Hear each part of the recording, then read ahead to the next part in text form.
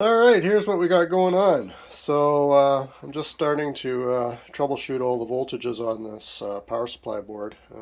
Previous video I showed that when you power it on, what happens is the sound comes up, the relay clicks as expected, and then after about 30 seconds or 40 seconds of playing, then the relay trips out again. So I've got it hooked up to a couple of Dynacos here. So it's doing that all the time.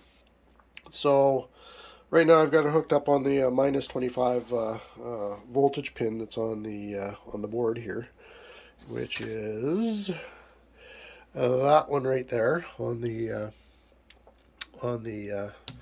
power supply board. And so right now I've got it grounded to chassis and the red on the minus 25. So when we power it up, I actually get good voltage, and then what happens is the relay clicks, which you'll hear, so I'll be quiet, and then the voltages are fine, and then they start to die, and then I think it's around 20 volts or 21 volts. It basically just craps out and the relay trips because it's not getting enough power. Yeah, so got a leak somewhere. So, a leak in the well.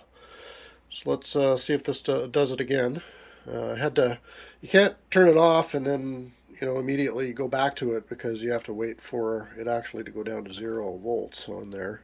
And some capacitors, I think, are keeping the board energized for a little while. So there we go. Let's try this again. 27.5 volts. There's the click. There's the sound. And you see the voltage is slowly dropping. And it'll drop to about 21 or 20 volts and then just trip out.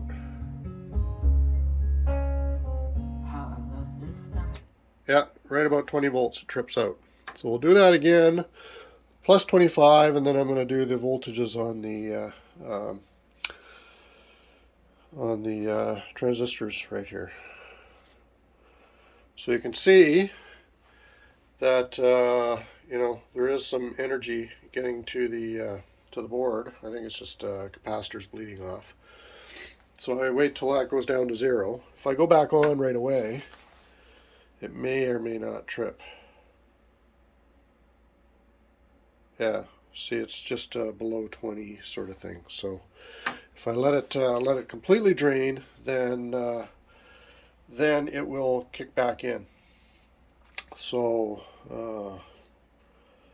yeah, so I think what I'm going to have to do, I did pull those transistors, and they're regulator transistors, I believe, and I did pull 2 others and measured them up on my my DCA 55. They registered as good.